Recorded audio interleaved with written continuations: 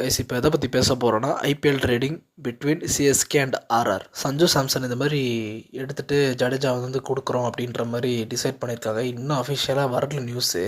ஆனால் இந்த RCB fans இப்போ என்ன பண்ணுறாங்கன்னா நடுவில் போட்டு குட்டையை குழப்புற மாதிரி பண்ணிக்கிட்டு இருக்கானு. நாங்கள் தானே ஒரே லாயல் டீமு, நாங்கள் இந்த மாதிரிலாம் பிளேயர்ஸ் விட்டதே கிடையாது.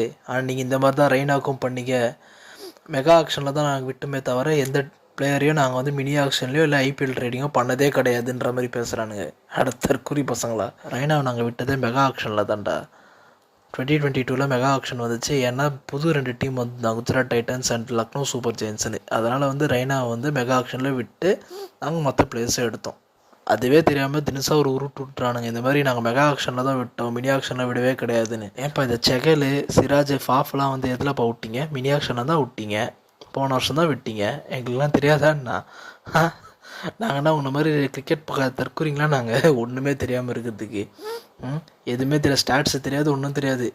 உருட்டணும்னு உருட்டிடுறது, மொத்தத்துக்கும் வன்மத்தை கக்கிறது சிஎஸ்கே மேலே. அதானே நிறைய சிஎஸ்கே ஃபேன்ஸே லைக்லாம் போட்டு வச்சுருந்தீங்க. எனக்கு அதெல்லாம் பார்த்து சிரிப்பு தான் வந்துச்சு. இவனுங்க போடுற இந்த மீமெல்லாம் பார்த்துட்டு என்னதுன்னா இவனுங்க வந்து அக்கறையில் பேசுகிற மாதிரி தான் இருக்கும். ஆனால் அக்கறையும் கிடையாது, ஒரு வெங்காயமும் கிடையாது, முழுக்க முழுக்க வன்மம். எப்படி கக்கறன்னு தெரியாமல் இந்த ஐபிஎல் ட்ரேடிங் வச்சு கக்குறானுங்க.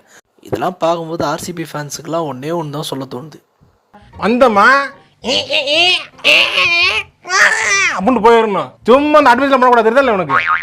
போ போ.